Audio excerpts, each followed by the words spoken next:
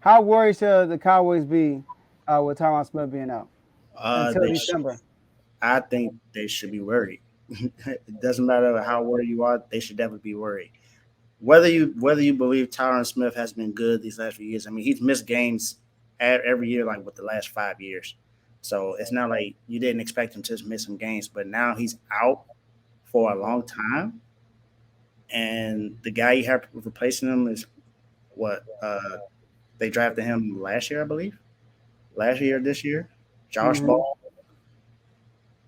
It's your weak side. It's the weak side. The weak side is is the side that you need to protect at all times because I mean the best offensive lineman in the league is Trent Williams, and that's because he's a left tackle. He protects the weak side, and he can guard. It's hard to be able to get past him. He doesn't allow a lot of sacks or a lot of hits. So and then Tyron Smith is a Pro Bowl player. He's going to be a Hall of Famer soon. He will. So you got pretty much a rookie in there replacing a Hall of Famer, and the fact week one he's going against the Buccaneers, who has a really good front seven. So I think they should be worried. I don't.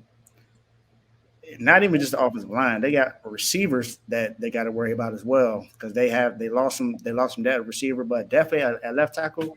If you want Dak to have a successful season, if you really think Zeke is going to be able to at least average 75, 80 yards a game, you need someone like Josh. You need someone like Tyron Smith out there, and who knows what Josh Ball can do. But he's definitely under a lot of pressure. The Cowboys are under a lot of pressure this year, and I don't think it's going to bode well for Josh Ball.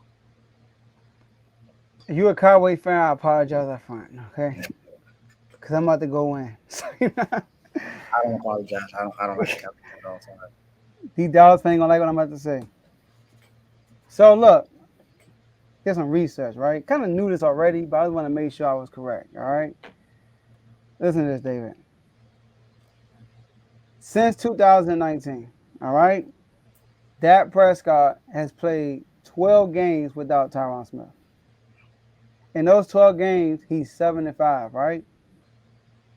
That's 13, that's 12 games we talked about. Out of those 12 games, he only played three playoff teams. All right. In those three playoff teams, he was 0-3. Mm, Five TDs, seven interceptions. that's not good. Now, somebody might say, but Joe, he almost averaged 400 yards a game. That's garbage yards. Do you know why, David? In those three games, the combined halftime score was 56-18. Mm, So all Dak does, so I'm not worried because Tyron Smith out. I'm worried, not worried, I don't care. Is Dak needs things around him to be good for him to be great.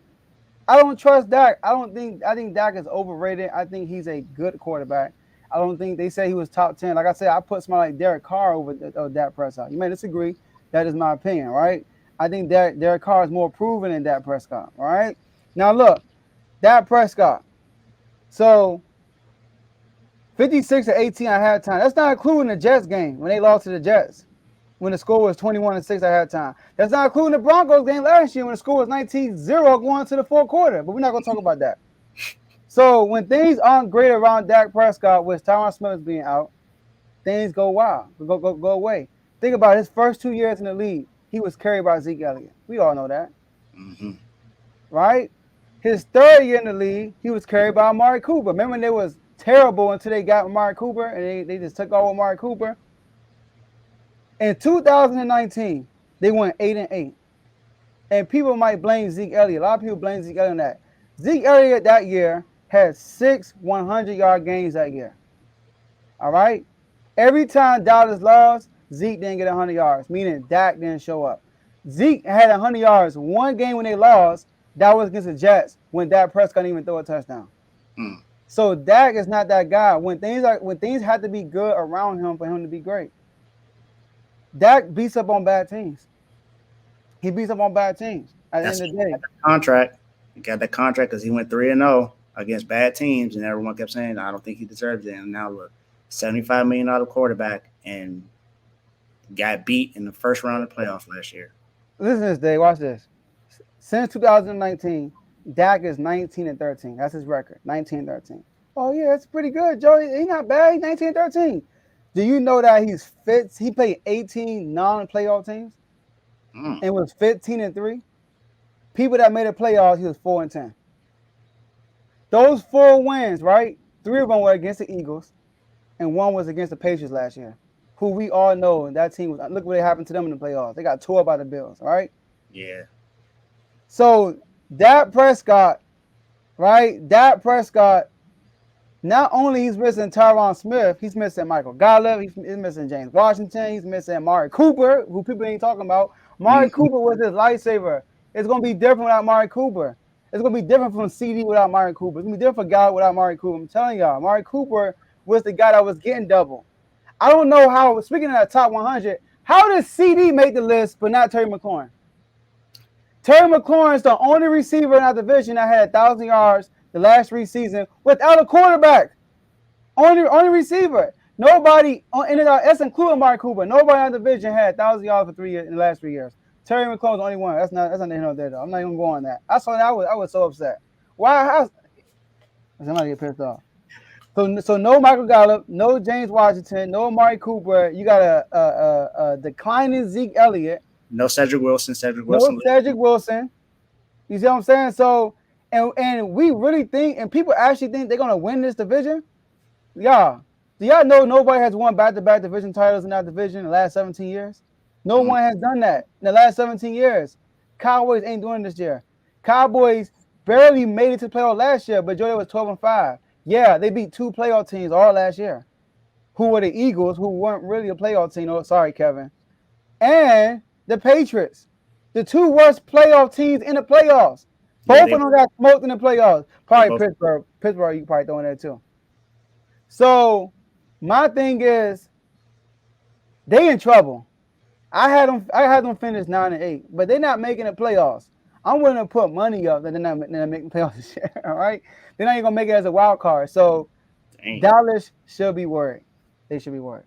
Yeah, they should. I mean, I thought that it was bad when they gave up Amari Cooper for just a 6th round pick. I said, "Oh, okay, that is ridiculous." I mean, that man is one of the best route runners in the league, and the fact that you didn't, I agree. I don't see how Terry McLaurin didn't make the top 100 list. That was mind boggling to me. That was a little ridiculous. Um, I mean, but the boy Michael Parsons made it though. He deserved it. I ain't gonna He lie. deserved it. He was 14, I think. Yeah, he was. Yeah, that boy tough. As a That rookie. Like, that, that boy is starting to make it. He is starting to make it, man. But sorry Cowboys. Sorry, but not sorry. yeah. But yeah, Michael Parsons, he definitely deserved to be on there. I don't know if he should have been 14 though. He was 14 on that list, right? On the top of my head, But if you think about it though, when Nick Bosa made top on his after his rookie year, he was number 17. He was top 20. he So was. mm, Yeah, Michael Parsons was the dog, man. Especially that second half of the year. Oh my gosh, they, yeah, they, they put that man on the line. They were like, "What? We didn't know he can do this." They put that man on the line. It was a wrap. It was a wrap. they But ain't yeah, paid but college states. He was doing that. He was doing that in Penn State. He was balling out in Penn State. So yeah, he's gonna be a problem this year too. And Jerry Jones keeps saying that they're gonna run it through Zeke, declining Zeke Elliott. I mean, I do think Zeke could have had a better year last year if they would have ran the ball. But do you really trust Kellen Moore? no, Now look, if you're not if you don't like the Cowboys, you want to hope that they get they play a bad team and Dak throw 5 touchdowns. You want that to happen because what's gonna happen is they're gonna think Dak is this big dude, this big star, and they're gonna throw the ball like crazy, and that's back to having 17-9 games against playoff teams, scoring 9 points and stuff like that. So I think that the person that's really holding them back is Dak Prescott. Tyron Smith is out, but when you have injuries, that's when your quarterback supposed to elevate you. Think about Aaron Rodgers. Carl mentioned it. Cardinals game. He's missing some offensive linemen. He's missing some receivers. Still going there and beat the Cardinals. That's yeah, what but you the do. Cardinals were undefeated at that time too. Undefeated. Tom Brady, same thing. Like I mentioned, he had injuries all last year. Made it work at the end of the day. That's what good quarterbacks do. Good quarterbacks, when things are not perfect, the great quarterbacks make up for those the lack of others helping you. They make up for that. But Dak needs others to do to be great for him to be who he is. Like last year, like he had one of the best receiving cores last year, best receiving cores. But yeah, they only got CD right now, and we all know he got Butterfingers. Yeah, he definitely do. I don't know the stats, Carl. I know you said he statistically had a better season. I don't know the stats. I gotta look at it. But did he have 1,000 yards last year? I don't know. I don't think did he. I mean, let me know. My man Scary Terry did. That's all I gotta say. All right. So, but we're gonna go to your squad, David. We gotta talk about your squad next. You know, your guy Jimmy G. Now we gotta talk about is it a good move to keep him in the organization? We'll talk about it next.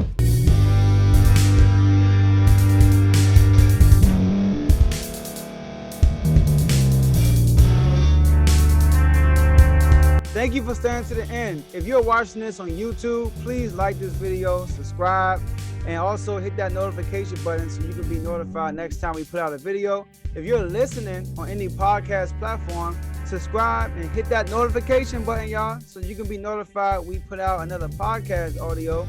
And last but not least, hit that share button. No matter what you're listening to or watching it, hit that share button and send it to somebody that you know that would love to watch this episode you just listened to. So once again, thank you for staying to the end, and we'll see y'all in the next episode.